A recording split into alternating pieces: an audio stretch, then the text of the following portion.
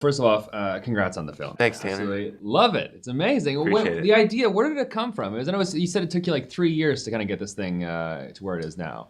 Yeah, I was doing stand-up and I just finished this show I did called What and was sort of tired of it and feeling anxious and just wanted to write about my own feelings, which was write about my anxiety and try to talk about the internet in some way.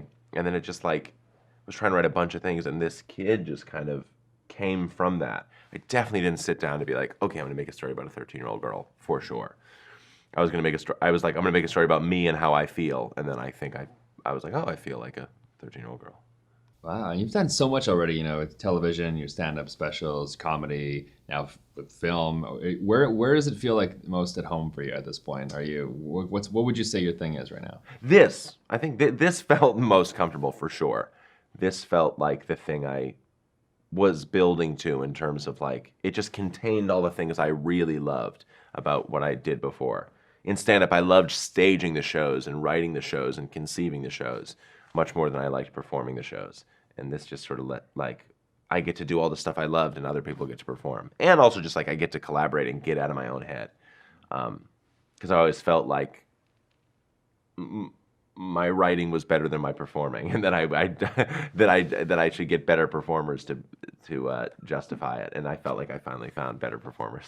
Finding Elsie to play Kayla in this, like how did that process work out? Because she's perfect for this role, absolutely amazing performance from her. Yeah, we saw every kid in the world, and I found her pretty early online. It was like, I think this kid is right if she can act, and she really, really could act. Every other kid that went in felt like a confident kid pretending to be shy, because that's what they were. They were confident kids pretending to be shy, so they'd be like, ugh.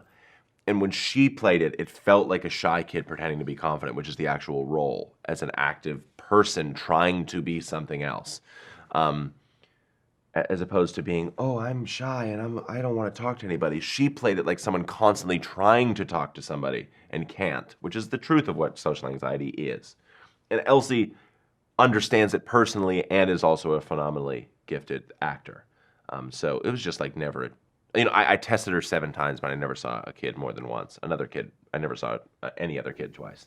Wow. And there's a great conversation that happens in this film that happens in the mall where they talk about, one generation understanding the other generation, and there's a divide and a gap, and it's hard for someone to understand the generation before you or vice versa. How did you do it so well? How did you really get into this mindset? Because this is also not really you in the 8th grade. This is a current version of this, and a lot is, you and I are like the same age. A lot has changed since then for us. Yeah, I really had no interest in my 8th grade experience, and my 8th grade wasn't even an important time for me, really, it's weirdly, so I just deferred to them, and the solution is to let them author it, to listen to them and empower them to tell the story and to embody the truth of it.